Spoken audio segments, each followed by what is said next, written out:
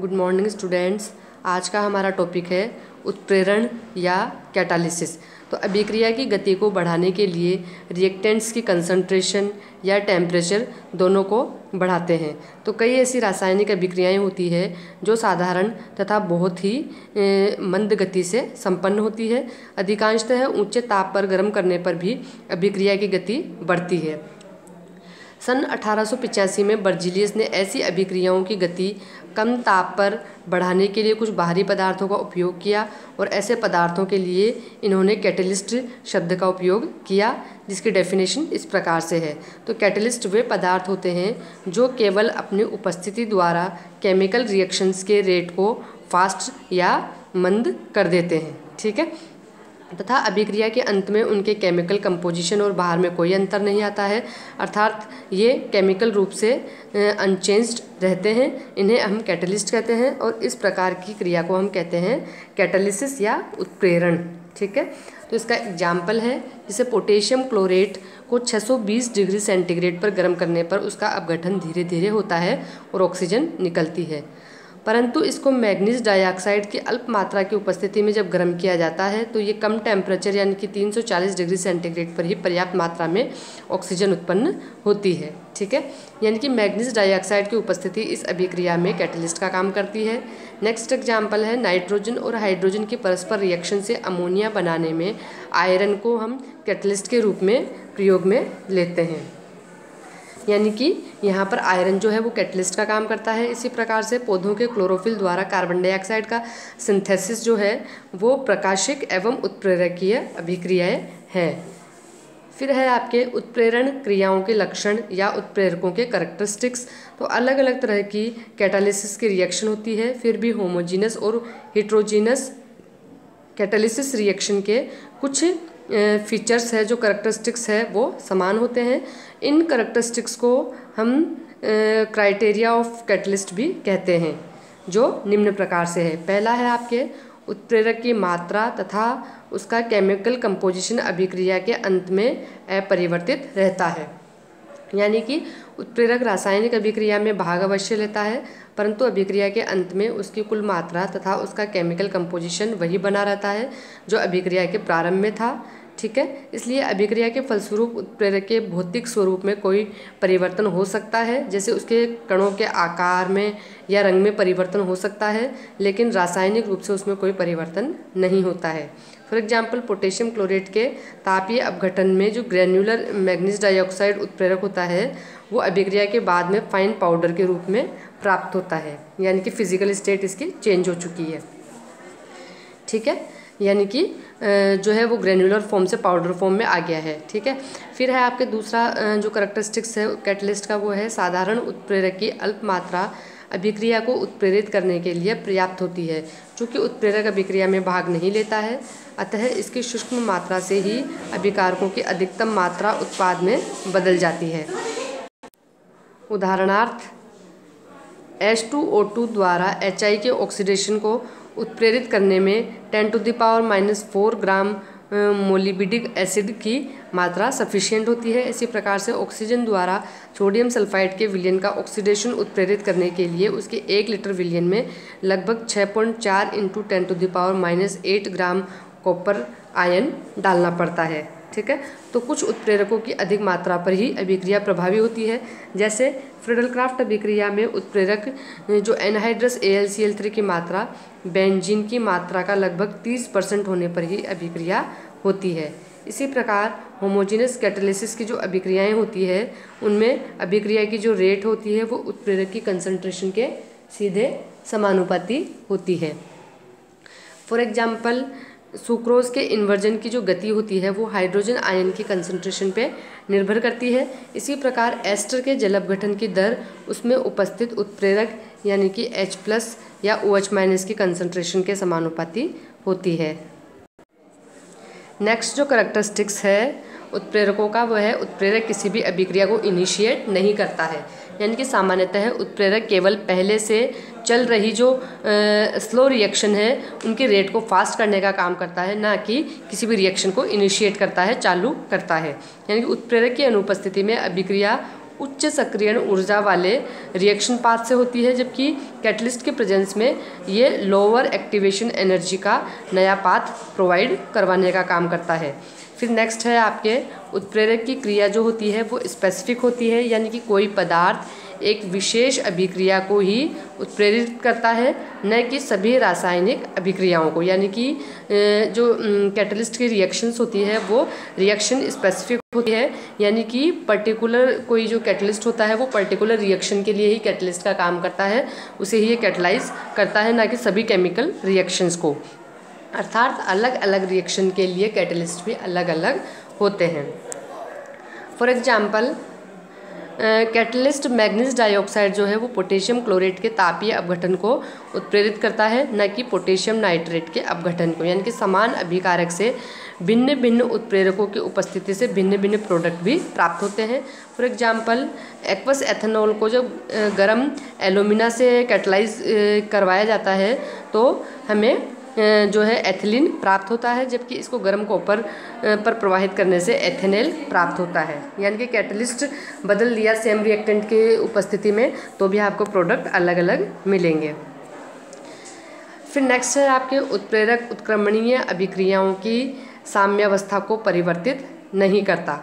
यानी कि जो उत्प्रेरक है वो अग्र और विपरीत अभिक्रियाओं को समान रूप से उत्प्रेरित करता है, यानी कि कैटलिस्ट जो है वो फॉरवर्ड और बैकवर्ड दोनों रिएक्शन को समान रूप से कैटलाइज करने का काम करता है। अतः उत्प्रेरक की उपस्थिति में साम्य स्थिरांक का मान नहीं बदलता तथा साम्यावस्था बिंदु यानी कि इक्विलिब्रियम पॉइंट भी अपरिवर्तित रहता है। यह केवल साम्य को शीघ्र स्थापित करने में सहायता करता है। फिर है नेक्स्ट फीचर्स आपके कैटलिस्ट के, प्रत्येक उत्प्रेरक के लिए ऑप्टिमम टेम्परेचर यानी कि अनुकूलतम तापमान। तो प्रत्येक उत्प्रेरक एक निश्चित ताप पर अधिकतम उत्प्रेरण का काम करता है। इससे अधिक ताप पर उत्प्रेरक की भौतिक अवस्था में परिवर्तन आ सकने के कारण उसकी जो रिएक्टिविटी होती है वो कम हो जाती है। इसलिए इस निश्चित ताप को जिस पर ये उत्प्रेरक की क्रियाशीलता अधिकतम होती है हम इसे कहते हैं ऑप्टिमम टेम्परेचर। ठीक है। फिर है आपके उत्प्रेरण के प्रकार यानी कि टाइप्स ऑफ कैटलिसिस। पहला है धनात्मक उत्प्रेरक यानी कि पॉजिटिव कैटलिस्ट। तो उपरोक्त सभी अभिक्रियाओं में सामान्यतः उत्प्रेरक जो है वो रिएक्शन की गति को बढ़ाने का काम करता है। ऐसे कैटलिस्ट जो कि रिएक्शन की रेट को बढ़ाने का काम करते हैं इन्हें हम पॉजिटिव कैटलिस्ट कहते हैं। फॉर एग्जांपल हाइड्रोजन पेरोक्साइड के विलयन का विघटन कमरे के ताप पर होता है, जो एक बहुत मंद अभिक्रिया है और इसकी एक्टिवेशन एनर्जी का मान 76 किलोजूल पर मोल है। बहुत थोड़े आयोडाइड उत्प्रेरक की उपस्थिति में इसकी सक्रियण ऊर्जा का मान 57 किलो पर मोल हो जाता है तथा अभिक्रिया की गति भी बहुत तेज हो जाती है। वास्तव में उत्प्रेरक अभिक्रिया की क्रियाविधि को इस प्रकार से चेंज करता है कि अभिक्रिया कम ऊर्जा वाले पाथ से चले, अर्थात उत्प्रेरक अभिक्रिया को एक नया रास्ता देता है। इसलिए यह कहना गलत है कि उत्प्रेरक किसी भी अभिक्रिया की सक्रियण ऊर्जा को कम कर देता है। यानी कि उत्प्रेरक अभिक्रिया को इस प्रकार से परिवर्तित करता है कि उत्प्रेरित क्रिया की सक्रियण ऊर्जा अनुत्प्रेरित क्रिया की सक्रियण ऊर्जा से कम हो जाती है, ना कि उस रिएक्शन की सक्रियण ऊर्जा कम होती है। ठीक है। तो जिससे अभिक्रिया की गति क्या होती है, बढ़ जाती है। फिर है आपके क्लासिफिकेशन ऑफ कैटलिस्ट। तो सामान्यतया आपके कैटलिस्ट दो प्रकार के होते हैं, होमोजेनस कैटलिस्ट और हेट्रोजेनस कैटलिस्ट। तो सबसे पहले हम होमोजेनस कैटालिसिस की चर्चा करते हैं। तो इस प्रकार के कैटालिसिस में कैटलिस्ट और जो आपके रिएक्टेंट्स हैं वो दोनों ही सेम फिजिकल स्टेट में होते हैं। फॉर एग्जांपल लेड चैम्बर विधि द्वारा सल्फ्यूरिक अम्ल के निर्माण में सल्फर डाइऑक्साइड और ऑक्सीजन गैसों के परस्पर कॉम्बिनेशन से सल्फर ट्राइऑक्साइड गैस के बनने की जो अभिक्रिया है उसमें नाइट्रिक ऑक्साइड गैस द्वारा कैटलिस्ट का काम किया जाता है। तो यहाँ हम देख रहे हैं कि कैटलिस्ट और रिएक्टेंट दोनों की ही फिजिकल स्टेट सेम है, दोनों ही गैस है। फिर है आपके कि सुक्रोज का जब हाइड्रोलिसिस किया जाता है तो इस रिएक्शन में जो सल्फ्यूरिक अम्ल होता है वो कैटलिस्ट का काम करता है। यानी कि हम देख रहे हैं कि सुक्रोज का जो एक्वस सॉल्यूशन है और जो आपके सल्फ्यूरिक अम्ल है दोनों की फिजिकल स्टेट सेम है, दोनों ही आपके लिक्विड है। ठीक है। तो यानी कि उपयुक्त अभिक्रियाओं में कैटलिस्ट और जो रिएक्टेंट है दोनों की फिजिकल स्टेट सेम है। फिर है आपके हिट्रोजीनस कैटालिसिस, यानी कि जब उत्प्रेरक की जो फिजिकल स्टेट होती है वो रिएक्टेंट से भिन्न होती है, अलग होती है, तो इस प्रकार के उत्प्रेरकों को हम हिट्रोजीनस कैटलिस्ट कहते हैं और इस प्रकार के अभिक्रियाओं को हम हिट्रोजीनस कैटालिसिस कहते हैं। तो इसका एग्जाम्पल है कि हाइड्रोजन और ऑक्सीजन के कॉम्बिनेशन से जब जल बनता है तो प्लेटिनम जो है वो कैटलिस्ट का काम करता है। तो यहाँ पे हम देख रहे हैं रिएक्टेंट तो गैस फेज में है और जो आपके कैटलिस्ट है वो सॉलिड है, इसलिए हिट्रोजीनस कैटालिसिस इसका एग्जाम्पल हो गया। इसी प्रकार से जो हम ऑयल का जब हाइड्रोजनेशन किया जाता है और निकल जो है वो यहाँ पे कैटलिस्ट है, तो हम देख रहे हैं कि यहाँ पर फिजिकल स्टेट जो है वो रिएक्टेंट से अलग है कैटलिस्ट की, तो ये हिट्रोजीनस कैटालिसिस का एग्जाम्पल हो गया। इसी प्रकार से ओस्टवाल्ड विधि द्वारा नाइट्रिक एसिड के फॉर्मेशन में अमोनिया के नाइट्रिक ऑक्साइड में ऑक्सीडेशन की अभिक्रिया जो कि प्लेटिनम द्वारा कैटलाइज होती है, यह भी हिट्रोजीनस कैटालिसिस का एग्जाम्पल है। फिर है आपके नेगेटिव कैटालिसिस। तो ऐसी अभिक्रियाएं भी होती है जिनमें कि बाह्य पदार्थ यानी कि कैटलिस्ट की उपस्थिति से अभिक्रिया के वेग में कमी आ जाती है। इस प्रकार के कैटलिस्ट को हम या तो नेगेटिव कैटलिस्ट या इनहिबिटर्स कहते हैं। फॉर एग्जांपल वायु द्वारा सोडियम सल्फाइड के सोडियम सल्फेट में ऑक्सीडेशन की जो दर है वो एथिल एल्कोहल की उपस्थिति में कम हो जाती है, अतः यहाँ एथिल एल्कोहल जो है वो इनहिबिटर का काम करता है या नेगेटिव कैटलिस्ट का काम करता है। इसी प्रकार से सल्फर यौगिकों की बहुत कम मात्रा से बेंजल्डिहाइड का स्वतः ऑक्सीडेशन रुक जाता है। फिर आपका थर्ड है कि ग्लिसरॉल की उपस्थिति से हाइड्रोजन पेरोक्साइड के अपघटन की दर भी कम हो जाती है। ठीक है, इसी प्रकार से जो पेट्रोल के नॉकिंग को कम करने के लिए उसमें प्राय टेट्रा एथिलेट मिला देते हैं, तो टेट्रा एथिलेट जो है वो यहाँ पे इनहिबिटर का काम करता है। फिर नेक्स्ट है आपके ऑटो कैटालिसिस या स्वतः उत्प्रेरण। तो जब किसी रासायनिक अभिक्रिया में बना कोई प्रोडक्ट उस रासायनिक अभिक्रिया के लिए उत्प्रेरक का काम करता है, तो इस प्रकार के रिएक्शंस को हम कहते हैं ऑटो कैटालिसिस, या अभिक्रिया का जो उत्पाद अभिक्रिया को उत्प्रेरित करता है उसे हम कहते हैं ऑटो कैटालिसिस। तो इसका एग्जाम्पल है कि परमैंगनेट की जब रिएक्शन होती है ऑक्जेलिक एसिड से इन द प्रेजेंस ऑफ मतलब जो आपके पोटेशियम परमैंगनेट की जब रिएक्शन करवाई जाएगी आपके ऑक्जेलिक एसिड से, तो आपके Mn+2 कार्बन डाइऑक्साइड और वाटर प्राप्त होता है। तो रिएक्शन जो है वो शुरुआत में धीरे धीरे होती है, जिसमें परमैंगनेट विलयन का रंग धीरे धीरे गायब होता है, परंतु कुछ समय बाद अभिक्रिया तेज गति से होने लग जाती है। इसका कारण क्या है कि अभिक्रिया में जो Mn+2 यानी कि मैग्नीज+2 आयन जो बनते हैं वो अभिक्रिया को कैटलाइज करते हैं, अतः इस अभिक्रिया में Mn+2 आयन जो है वो ऑटो कैटलिस्ट का काम करता है। इसी प्रकार से जो आपके IO3- तथा H2SO3 की अभिक्रिया में आयोडाइड तथा सल्फेट बनते हैं, जिसमें H+ आयन जो है वो ऑटो कैटलिस्ट का काम करते हैं। इसी प्रकार से CH3COO2H5 की रिएक्शन जब वाटर से होती है तो एसिटिक एसिड और आपके अल्कोहल मिलते हैं। तो अभिक्रिया में बना जो एसिटिक अम्ल है वो जो एस्टर के हाइड्रोलाइसिस की रिएक्शन को उत्प्रेरित करता है, यानी कि ये ऑटो कैटलिस्ट का काम करता है। फिर है आपके इंड्यूस्ड कैटलिसिस, यानी कि जब एक रासायनिक अभिक्रिया किसी दूसरी रासायनिक अभिक्रिया के वेग को बढ़ाती है तो इसे हम इंड्यूस कैटालिसिस कहते हैं।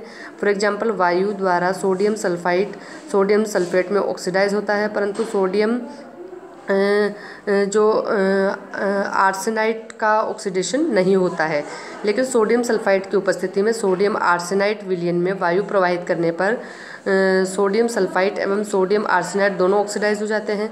तो यहाँ सोडियम सल्फेट की ऑक्सीकरण की अभिक्रिया जो सोडियम आर्सेनाइट की ऑक्सीडेशन अभिक्रिया को प्रेरित करती है। तो उत्क्रमणीय अभिक्रिया में उत्प्रेरक जो है वो फॉरवर्ड एंड बैकवर्ड रिएक्शंस को समान रूप से कैटलाइज करते हैं।